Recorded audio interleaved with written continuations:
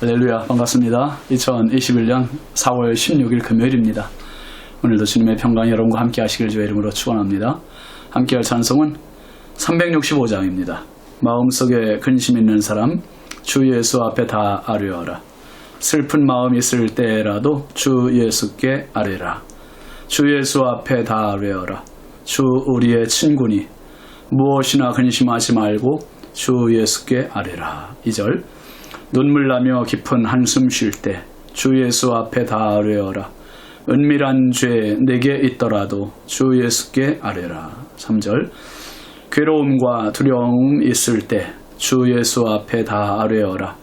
내일 일을 염려하지 말고 주 예수께 아뢰라. 4절 죽음 앞에 겁을 내는 자여 주 예수 앞에 다 아뢰어라. 하늘나라 바라보는 자여 주 예수께 아뢰라. 주 예수 앞에 다 아뢰어라. 주 우리의 친구니 무엇이나 근심하지 말고 주 예수께 아뢰라. 아멘. 하나님 말씀은 열왕기상 3장 4절부터 9절까지입니다. 이에 왕이 제사하러 기브온으로 가니 거기는 산당이 큼이라. 솔로몬이 그 제단에 1천 번제를 드렸더니 기브온에서 밤에 여호와께서 솔로몬의 꿈에 나타나시니라. 하나님이 이르시되 내가 네게 무엇을 줄꼬 너는 구하라. 솔로몬이 이르되 주의 종 내 아버지 다윗이 성실과 공의와 정직한 마음으로 주와 함께 주 앞에서 행함으로 주께서 그에게 큰 은혜를 베푸셨고 주께서 또 그를 위하여 이 큰 은혜를 항상 주사 오늘과 같이 그의 자리에 앉을 아들을 그에게 주셨나이다. 나의 하나님 여호와여 주께서 종으로 종의 아버지 다윗을 대신하여 왕이 되게 하셨사오나 종은 작은 아이라 출입할 줄을 알지 못하고 주께서 택하신 백성 가운데 있나이다. 그들은 큰 백성이라 수요가 많아서 셀 수도 없고 기록할 수도 없사오니 누가 주의 이 많은 백성을 재판할 수 있사오리이까. 듣는 마음을 종에게 주사 주의 백성을 재판하여 선악을 분별하게 하옵소서. 아멘. 오늘 말씀 제목은 무엇을 줄꼬입니다. 무엇을 줄꼬. 여러분 성경을 보면 특별히 신약에 보면 예수님의 마음을 감동시켜드리는 사람들이 있습니다. 믿음으로 이 믿음이 좋아서 예수님을 감동시켜드리는 사람. 그 대표적인 사람이 마태복음 8장에 나오는 로마의 백부장 이야기입니다. 부하가 중풍병으로 고생하는 것을 보고 안쓰러워서 예수님께 와서 부탁을 하지요. 그 부탁이 마태복음 8장 8절에 보면 그렇게 이야기합니다. 주님께서 내 하인의 병을 고쳐주옵소서. 그러니까 예수님께서 뭐라고 해서 내가 가서 고쳐주겠다. 가서 고쳐주겠다고 예수님 선뜻 말씀하시니까 이 백부장의 말이 그 마태복음 8장 8절에 보면 주여 내 집에 들어오심을 나는 감당하지 못하겠사오니 다만 말씀으로만 하옵소서. 그러면 내 하인이 낫겠사옵나이다. 굳이 내 집에 들어오시는 거 나는 감당을 못하겠으니 그냥 말씀만 하셔도 내 하인이 낫겠다. 이 믿음의 고백을 하는 거예요. 그때 예수님 하신 말씀이 마태복음 8장 10절 말씀 보면 내가 이스라엘 중 아무에게서도 이만한 믿음을 보지 못하였노라. 참 예수님 이스라엘 사람 중에서도 이런 믿음을 본 적이 없다. 그리고 칭찬하시고 감동하시고 그 자리에서 말씀하시고 그 하인의 중풍병이 고침을 받았습니다. 그리고 또 마가복음 7장에 보면 가나안 여인 수로보니게 여인 이야기가 있지요. 자기 딸이 귀신이 들렸습니다. 예수님께 와서 간청을 해요. 그때 예수님 뭐라고 하셨습니까? 마가복음 7장 27절 말씀 보면 자녀의 떡을 취하여 개들에게 던짐이 마땅치 아니하니라. 여인 입장에 얼마나 창피하고 모욕적인 말이겠어요. 지금 여인이 개 취급받는 거예요. 자녀의 떡을 취하여 개들에게 던짐이 마땅치 않다. 참 자존심 상하는 일 아닙니까? 웬만한 사람 같으면 오히려 승을 내고 욕을 하고 갔을지도 모르죠. 근데 이 여인이 뭐라고 이야기했습니까? 예수님께 주여 올소이다마는 상 아래 개들도 아이들의 먹던 부스러기를 먹나이다. 참 아이들 자녀들이 먹던 부스러기라도 주십시오. 그 말이. 개도 좋습니다. 상 아래 개들도 아이들이 먹던 떡에 부스러기라도 먹으니 그 부스러기라도 달라는 거예요. 얼마나 간절하고 얼마나 믿음이 예수님 마음에 기쁨이 되는 믿음입니까? 결국 이 여인의 딸이 고침을 받았죠. 그리고 사도행전 7장에 보면 스데반 집사님의 순교 장면이 나와요. 돌에 맞아 죽어가는 스데반 집사님이 돌에 맞아 죽어가면서도 여러분 뭘 봅니까? 하나님 우편에 서 계신 예수님을 보는 거예요. 사도행전 7장 56절 말씀에 보면 스데반 집사님의 말입니다. 하늘이 열리고 인자가 하나님 우편에 서신 것을 보노라. 예수님이 서 계셔요. 서 계셔. 얼마나 감동이 되셨습니까? 스데반 집사님의 믿음에 감동이 되신 거예요. 감동. 우리 예수님도 이런 말씀을 하셨어요. 누가복음 18장 8절 말씀에 보면 인자가 올 때에 세상에서 믿음을 보겠느냐. 참 이 말씀은 믿음을 찾기 힘든 때, 즉 믿음이 희소한 때가 될 것을 암시하시는 말씀이에요. 또 반대로 믿음을 보여달라는 요청이기도 하십니다.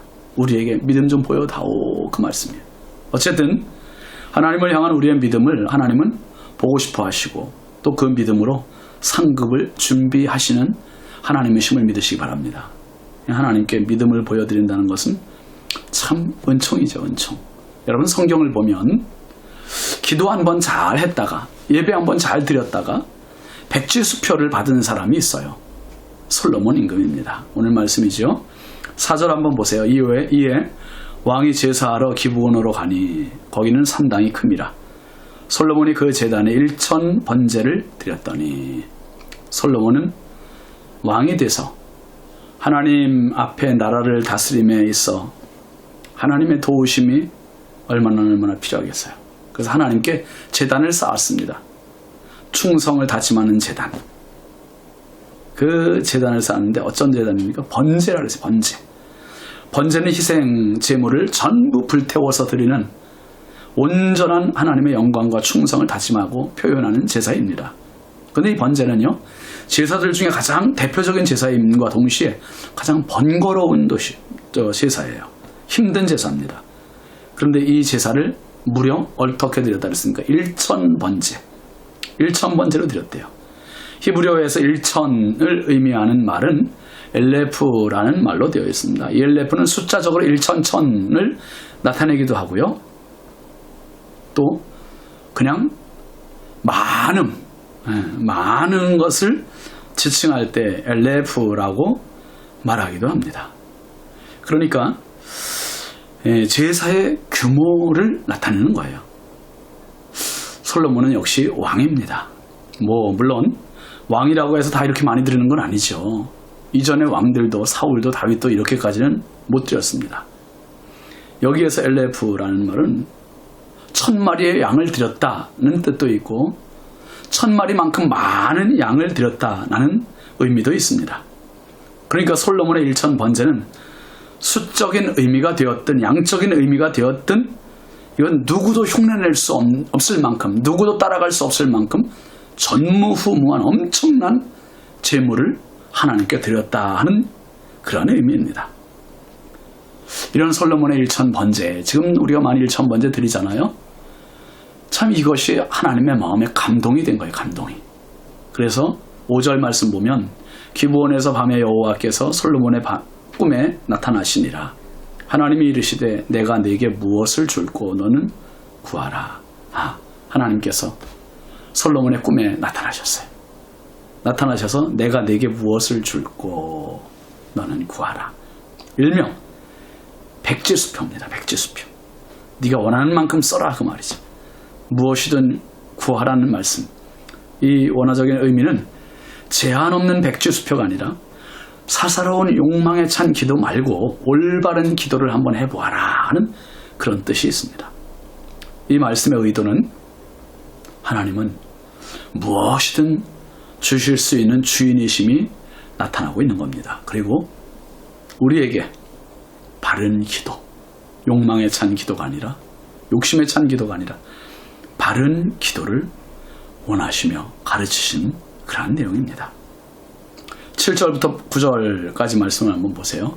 나의 하나님 여호와여, 주께서 종의 아버지 다윗을 대신하여 왕이 되게 하셨사오나 종은 작은 아이라 출입할 줄을 알지 못하고 주께서 택하신 백성 가운데 있나이다.